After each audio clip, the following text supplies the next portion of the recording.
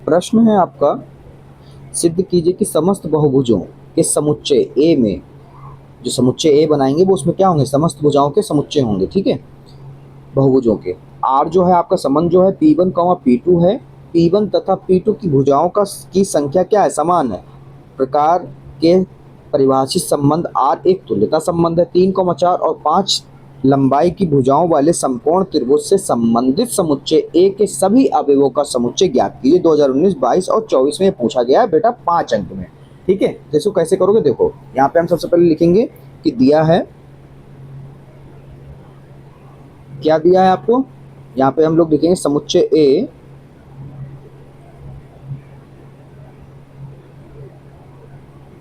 और समुच्चय ए के अंदर क्या है, बहुभुज। बहुभुज यानी कि, बहुभुज का मतलब भी आज आपको सीख लो कि बहुभुज यानी त्रिभुज होंगे उसमें, और आपके चतुर्भुज भी होंगे, और आपके पंचभुज भी होंगे। ठीक है, और आदि जितनी भी भुजाएं बन सकती हैं जो आकार होंगे से भरा हुआ ये समुच्चय है। ठीक है, से भरा हुआ पूरा झोला या पूरा, ठीक है, समुच्चय, ये एक झोला है। ठीक है, अब हमें यहाँ पे लिखना, जो संबंध हमें दे रखा है वो दे रखा है बच्चों, संबंध आपको आर बराबर दे रखा है कि P1 P2 जो है वो आपका P1 P2 बराबर है। कैसा है, बराबर है, कि भुजाओं की संख्या क्या है, बराबर है, भुजाओं की संख्या बराबर है। ठीक है, तो हम लोग देखेंगे यहाँ पे नंबर एक सौतुल्य के लिए चेक करेंगे, क्योंकि पहले तो हमें ये प्रूफ करना है कि ये तुल्यता है। ठीक है, यदि हम कोई एक बहुभुज P1 लें, ठीक है, इनमें से कोई भी एक बहुभुज ले लें, उसका नाम रख दें P1, तो उसकी भुजाओं की संख्या खुद के तो बराबर हमेशा रहेगी। ये तो आपको बात पता है, होता ही है कि P1 लेते हैं तो उसकी खुद की संख्या तो बराबर होगी भुजाओं की। तो यहाँ पर क्या हो जाएगा, P1 P1 हो जाएगा। ठीक है, जो कि बिलोंग्स टू करेगा आर से हमारे। ठीक है, तो यहाँ पर हम लिखेंगे कि ये समतुल्य है। अब हम यहाँ पे लिखेंगे आगे सममित के लिए अगला। तो यहाँ पर बच्चों हम ध्यान दे सकते हैं कि माना P1 P2 belongs to R है। इसका अर्थ है कि P1 और P2 में भुजाओं की संख्या समान है। ये तो आपके समुच्चय में दे रखा था।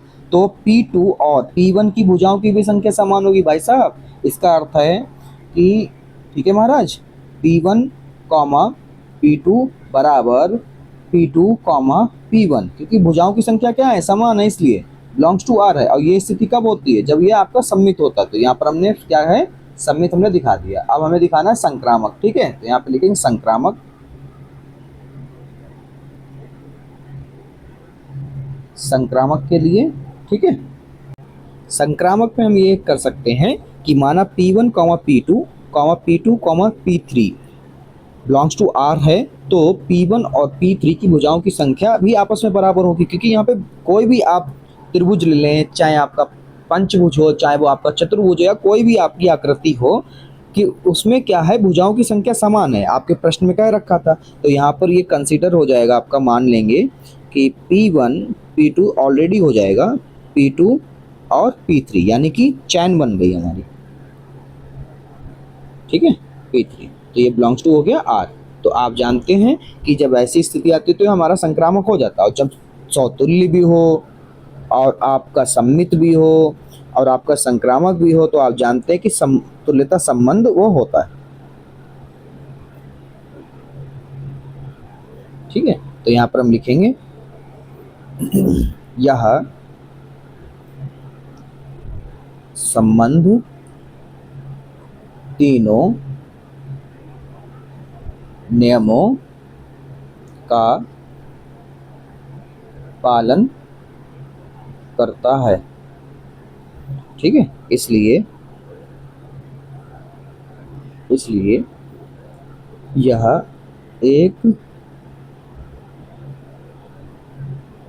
तुल्यता संबंध है। ठीक है बेटा, आगे का जो प्रोसेस है इस क्वेश्चन को कंप्लीट करने के लिए वो हम आपको दिखा देते हैं। आप लोग अपनी कॉपी पर या खुद से पढ़ लें, वो इतना सरल मैंने कर दिया है कि आपको सब कुछ समझ में आ जाएगा कि वो आगे का प्रोसेस है क्या।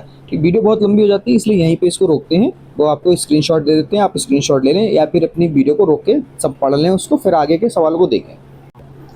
ठीक है, इस पर ध्यान दीजिएगा आप। ओके, बस इसको यहाँ से यहाँ तक पढ़ लीजिए, आपको सब क्लियर हो जाएगा।